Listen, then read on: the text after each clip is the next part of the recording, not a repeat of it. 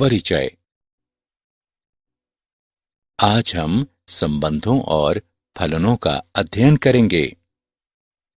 संबंध क्या होते हैं सर? संबंधों को आसान भाषा में एक माता और एक पुत्री, पिता और एक पुत्र तथा शिक्षक और छात्र के संबंध के रूप में समझा जा सकता है।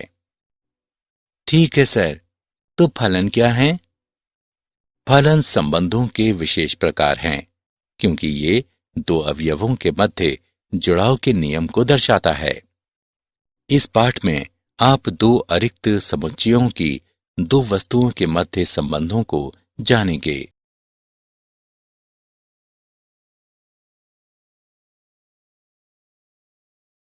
उद्देश्य। इस पाठ के अंत में आप निम्न करने में सक्षम हो जाएंगे। दो क्रमित युग्म की समता की जांच करना, समुच्चयों का कार्तीय गुणन ज्ञात करना, समुच्चयों के मध्य संबंध ज्ञात करना, दिए गए समुच्चयों से फलन ज्ञात करना।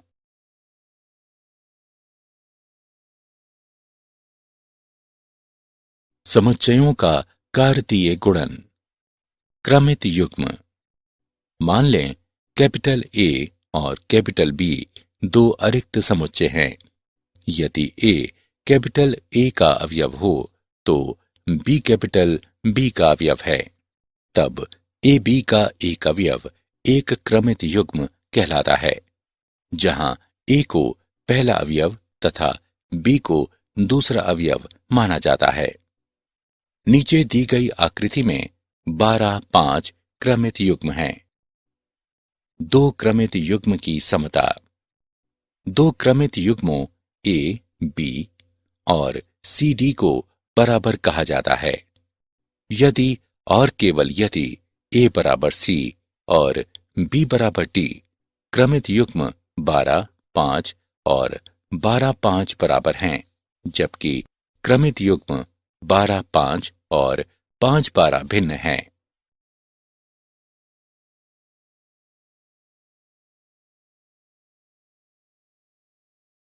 मान लें कैपिटल ए और कैपिटल बी दो अरिक्त समुच्चय हैं। कैपिटल ए और कैपिटल बी के कार्तीय गुणन को सभी क्रमित युग्मों ए बी के समुच्चय के रूप में परिभाषित करते हैं, जहां ए अवयव है कैपिटल ए का तथा बी अवयव है कैपिटल बी का।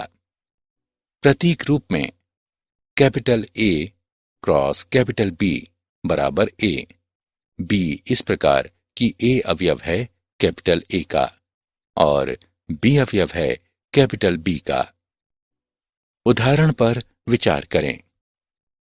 यदि कैपिटल ए बराबर ए, बी, सी और कैपिटल बी बराबर 1-2, तब capital A cross capital B बराबर A, 1A, 2B, 1B, 2C, 1C, 2। Capital A cross capital B का आलेखीय निरूपण। यदि कैपिटल ए या कैपिटल बी रिक्त समुच्चय हो तो capital A cross capital B भी रिक्त समुच्चय होगा। इसका अर्थ है कि capital A cross capital B बराबर 5। महत्वपूर्ण बिंदु। मान लें ए और बी दो अरिक्त समुच्चय हैं। यदि ए में m अवयव हों और बी में n अवयव हों, जिसका अर्थ कि यदि n a बराबर m और n b बराबर n, तो a और b के कार्तीय गुणन में m गुणा n अवयव होंगे, अर्थात n a क्रॉस b बराबर m गुणा n। ये इसे भी इंगित करता है कि n a क्रॉस b बराबर n b क्रॉस a। यदि या तो a या b एक अपरिमित समुच्चय हो तो कार्तीय गुणनफल अर्थात a क्रॉस b भी अपरिमित समुच्चय होता है। यदि a क्रॉस a बराबर x y z इस प्रकार कि एक्स वाई जेड ए के अवयव हों। यहां ए बी सी एक क्रमित्रिक है।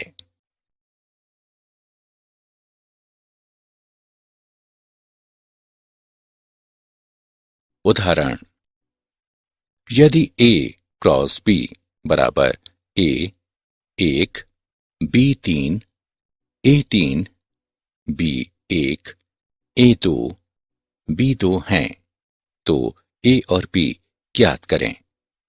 हल, दो समुच्चयों ए और बी के कार्तीय गुणन ए क्रॉस बी में समुच्चय ए क्रॉस बी में क्रमित युग्मों में सभी पहले अवयवों का समूह है। इस प्रकार जो दिया है उसके लिए ए क्रॉस बी बराबर ए एक, बी तीन, ए तीन, बी एक, ए दो, बी दो। समुच्चय ए बराबर ए बी पुनरावृत्ति को छोड़ने पर, और समुच्चय बी बराबर एक, दो, तीन, ए क्रॉस बी में क्रमित युग्मों में सभी दूसरे अवयवों का समुच्चय है।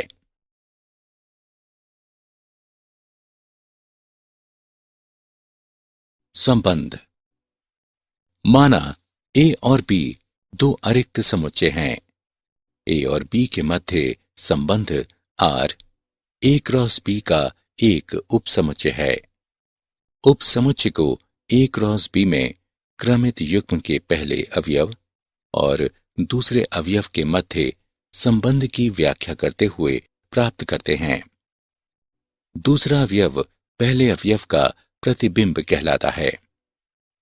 प्रतीक रूप में ए और बी के मध्य संबंध को हम इस प्रकार लिखते हैं।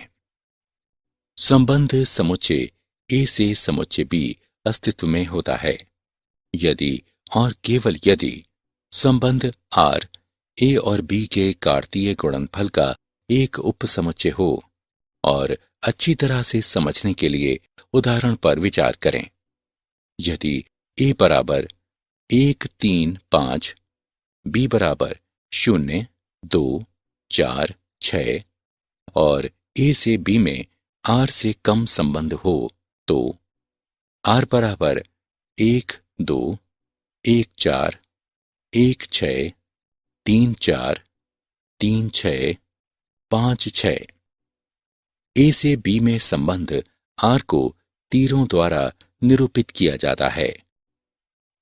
एक समुच्चय ए से एक समुच्चय बी में एक संबंध आर में क्रमित युग्मों के सभी पहले अवयवों का समुच्चय संबंध आर का प्रांत कहलाता है। एक समुच्चय ए से एक समुच्चय बी में एक संबंध आर में क्रमित युग्मों के सभी दूसरे अवयवों का समुच्चय संबंध आर का परिसर कहलाता है। पूर्ण समुच्चय बी संबंध आर का सहप्रांत कहलाता है। परिसर सहप्रांत का एक उप समुच्चय होता है। इसका अर्थ है कि परिसर का प्रत्येक अवयव सहप्रांत का भी एक अवयव होता है। महत्वपूर्ण बिंदु, एक संबंध का बीजीय निरूपण या तो रोस्टर विधि या समुच्चय निर्माण विधि द्वारा किया जा सकता है। एक तीर आरेख किसी संबंध का एक दृष्टि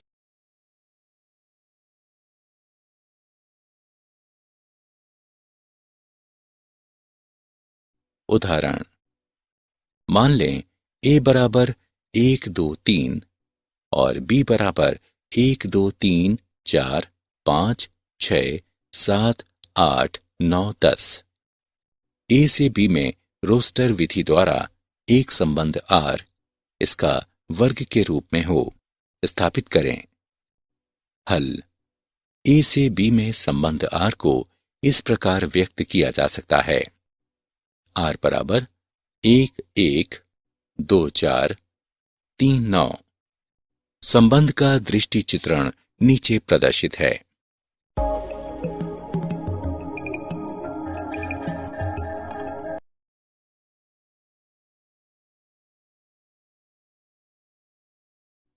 मान लें ए बराबर 2, 4, 6, 8 और b बराबर 1, 3, 5, 7, 9। ए से बी में एक संबंध आर से एक अधिक को समुच्चय निर्माण विधि द्वारा परिभाषित करें। हल दिया है ए बराबर 2, 4, 6, 8, बी बराबर 1, 3, 5, 7, 9। ए से बी में एक संबंध आर को इस प्रकार लिखा जा सकता है। आर बराबर 2, 1, 4, 3, 6, 5, 8, 7। तब समुच्चय निर्माण विधि में आर को इस प्रकार निरूपित किया जा सकता है। एक्स वाई इस तरह से है कि एक्स ए के अंतर्गत और वाई बी के अंतर्गत आता है, जहां एक्स वाई से एक अधिक है।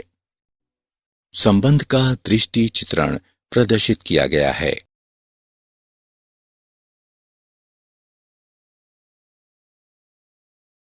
फलन।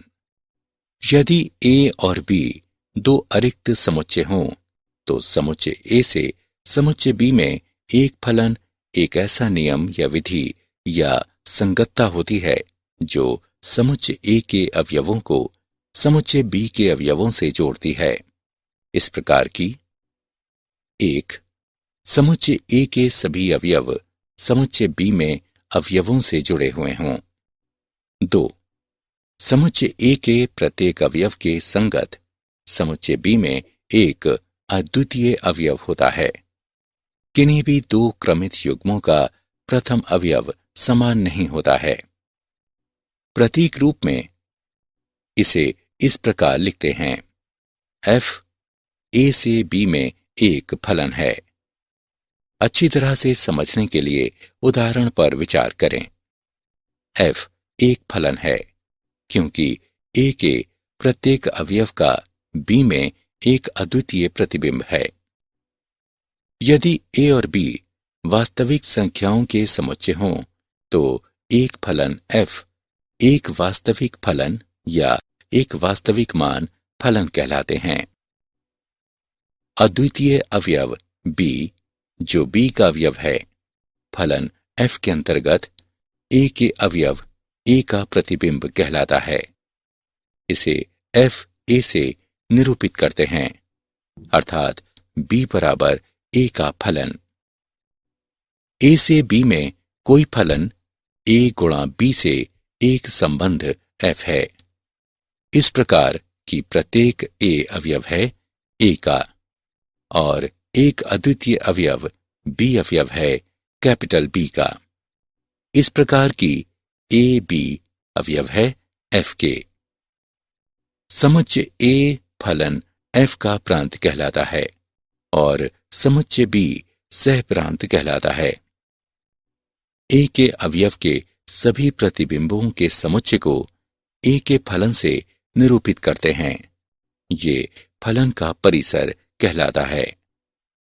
स्पष्ट रूप से फलन का परिसर सह प्रांत का एक उपसमुच्चय होता है जो b के बराबर हो सकता है या नहीं भी हो सकता है।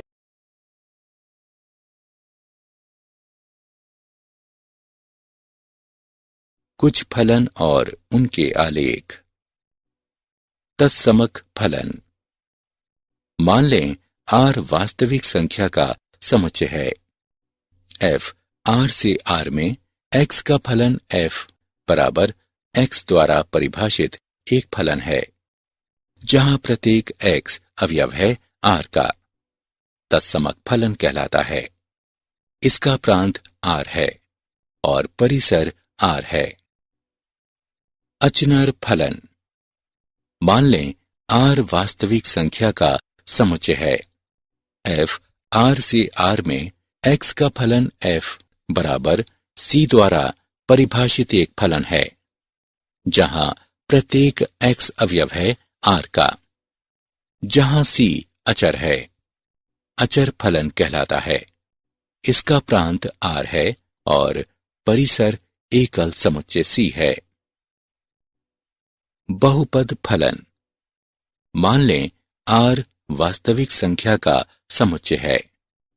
f r से r में x का फलन f बराबर a0 जमा a1x जमा a2x की घात 2 जमा a3x की घात 3 जमा anx की घात n तक द्वारा परिभाषित एक फलन है, जहां प्रत्येक n एक ऋणात्मक पूर्णांक a0, a1, a2, a3, an है, जो अवयव है r का। एक बहुपद फलन कहलाता है। नीचे प्रदर्शित आकृति बहुपद y बराबर x वर्ग के लिए एक आलेख प्रदर्शित करती है। परिमेय फलन। x का फलन f बराबर x का फलन p बटे x का फलन q। रूप का एक फलन जहां x का फलन p और x का फलन q वास्तविक संख्याओं के समुच्चय पर बहुपद हैं और x का फलन q 0 के बराबर नहीं है, एक परिमेय फलन कहलाता है। नीचे दी गई आकृति बहुपद y बराबर 1 बटे x वर्ग के लिए एक आलेख प्रदर्शित करती है। मापांक फलन। मान लें r वास्तविक संख्या का समुच्चय है। f r से r में एक फलन है जो निम्न के द्वारा परिभाषित है। x का फलन f बराबर x जहां x अधिक या बराबर है 0 से। x का फलन f बराबर घटा x जहां x छोटा है 0 से मापांक फलन कहलाता है। इसका प्रांत r है और इसका परिसर 0 अनंत है। चिन्ह फलन। मान लें r वास्तविक संख्या का समुच्चय है। f r से r में एक फलन है जो निम्न के द्वारा परिभाषित है। x का फलन f बराबर 1 जहां x अधिक है 0 से। x का फलन f बराबर 0 जहां x बराबर है 0 के। x का फलन f बराबर घटा 1 जहां x छोटा है 0 से चिन्ह फलन कहलाता है। इसका प्रांत r है और इसका परिसर घटा 1 अर्धविराम 0 1 है। महत्तम पूर्णांक फलन। मान लें कि r वास्तविक संख्या का समुच्चय है। f r से r में एक फलन है जो निम्न के द्वारा परिभाषित है। x का फलन f बराबर x अवयव है r का। x से कम या इसके बराबर महत्तम पूर्णांक के मान की कल्पना करता है। ऐसा फलन महत्तम पूर्णांक फलन कहलाता है। x का फलन f बराबर n जहां n छोटा या बराबर है x के, जो छोटा है n जमा 1 से। यहां n अवयव है i का, जहां i पूर्णांकों का एक समुच्चय है। इसका प्रांत r है और परिसर i है।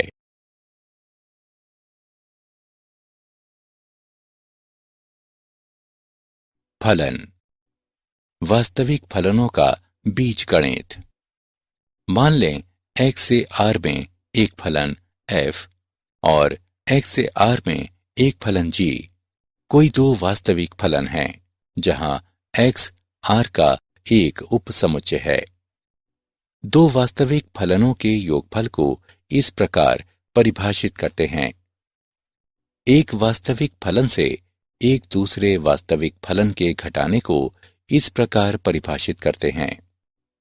एक अदिश द्वारा गुणन को इस प्रकार परिभाषित करते हैं। मान लें अल्फा एक अदिश है तो गुणन फलन अल्फा गुणा f को इस प्रकार परिभाषित करते हैं। दो वास्तविक फलनों के गुणन को इस प्रकार परिभाषित करते हैं। इसे बिंदुशाह गुणन भी कहते हैं। दो वास्तविक फलनों का भागफल।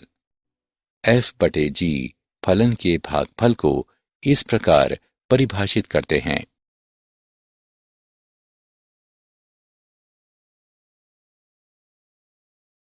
उदाहरण, दूसरी कोटि का एक बहुपद फलन f(x) ज्ञात करें।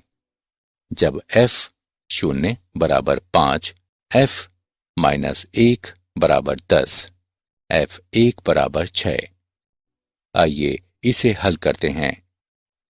मान लें x का फलन बराबर ax वर्ग जमा bx जमा c। शून्य का फलन बराबर a गुणा शून्य का वर्ग जमा b गुणा शून्य जमा c बराबर 5। इससे प्राप्त होता है c बराबर 5 घटा 1 का फलन बराबर a घटा b जमा c बराबर 10। इससे प्राप्त होता है a घटा b बराबर 5। इसे समीकरण 1 नाम दें। 1 का फलन बराबर a जमा b जमा c बराबर 6। इससे प्राप्त होता है a जमा b बराबर 1। इसे समीकरण 2 का नाम दें। 1 और 2 को हल करने पर हम प्राप्त करते हैं a बराबर 3 और b बराबर घटा 2। इसलिए x का फलन बराबर 3x का वर्ग घटा 2x जमा 5।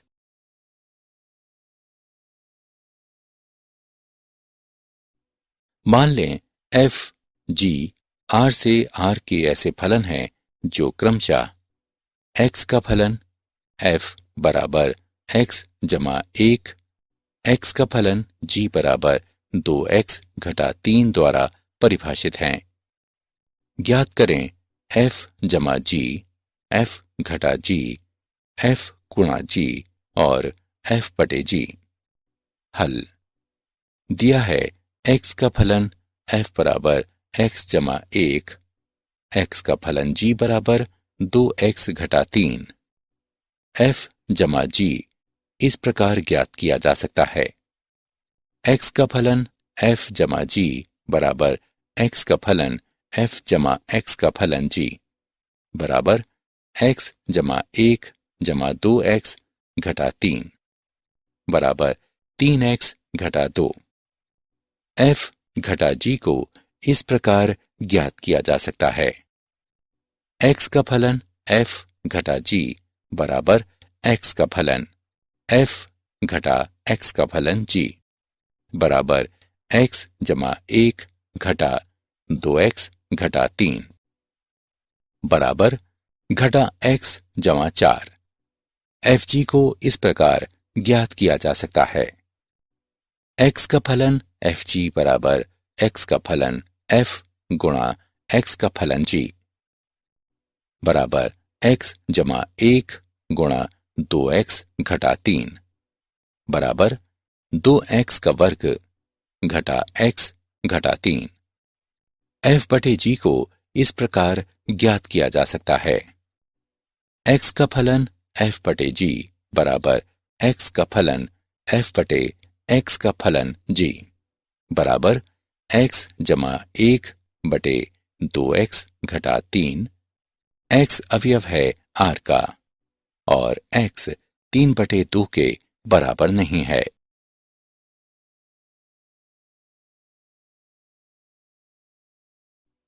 वो प्रांत ज्ञात करें जिसके लिए फलन f(x) बराबर 2x वर्ग घटा 1 और g(x) बराबर 1 घटा 3x बराबर हों। हल यहां f of x बराबर g of x। 2x का वर्ग घटा 1 बराबर 1 घटा 3x। 2x का वर्ग घटा 2 जमा 3x बराबर 0। 2x घटा 1 x जमा 2 बराबर 0। इससे प्राप्त होता है x बराबर 1 बटे 2 x बराबर घटा 2। अभीष्ट प्रांत 1 बटे 2 अर्धविराम घटा 2 है।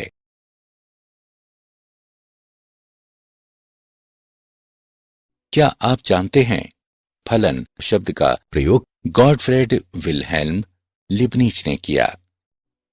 लिबनिज ने एक गणना करने वाली मशीन का आविष्कार भी किया जिससे जोड़, घटाना, गुणन, भाग और मूल निकाला जा सकता था।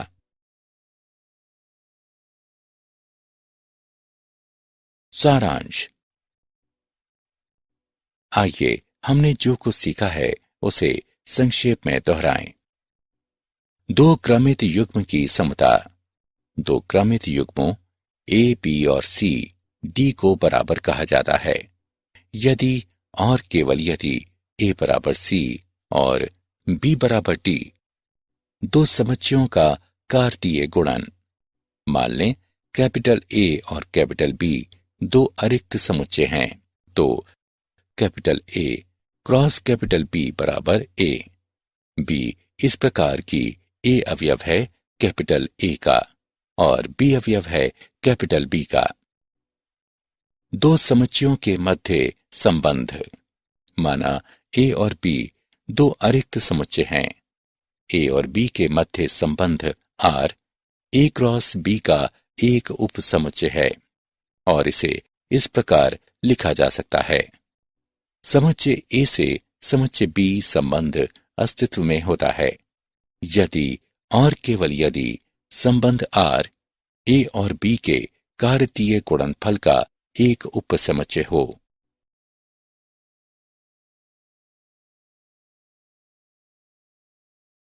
समुच्चय ए से समुच्चय बी के संबंध आर में क्रमित युग्मों के सभी पहले अवयवों का समुच्चय संबंध आर का प्रांत कहलाता है।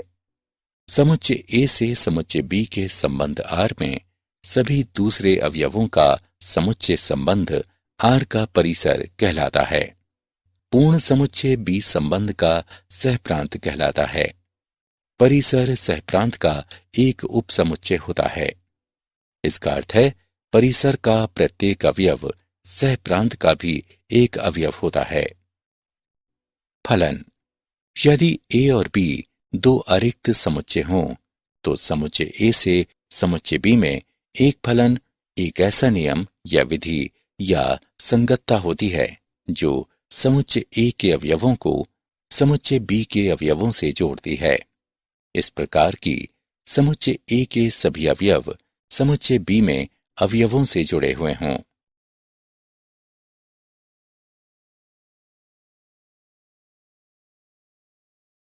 समुच्चय ए के प्रत्येक अवयव के संगत समुच्चय बी में एक अद्वितीय अवयव होता है। किन्हीं भी दो क्रमित युग्मों का प्रथम अवयव समान नहीं होता है। प्रतीक रूप में इसे इस प्रकार लिखते हैं। एफ ए से बी में एक फलन है। फलनों का बीज गणित। एक्स का फलन एफ जमा जी बराबर एक्स का फलन एफ जमा एक्स का फलन जी, जहां सभी एक्स अवयव हैं कैपिटल एक्स के। एक्स का फलन एफ घटा जी बराबर एक्स का फलन एफ घटा एक्स का फलन जी, जहां सभी एक्स अवयव हैं कैपिटल एक्स के। एक्स का फलन अल्फा एफ बराबर एक्स का फलन अल्फा गुणा एफ, एक्स अवयव है कैपिटल एक्स का। एक्स का फलन एफ जी बराबर एक्स का फलन एफ गुणा एक्स का फलन जी, एक्स अवयव है कैपिटल एक्स के।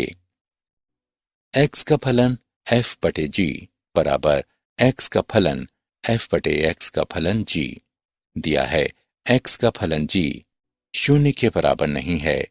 एक्स अवयव है कैपिटल एक्स का।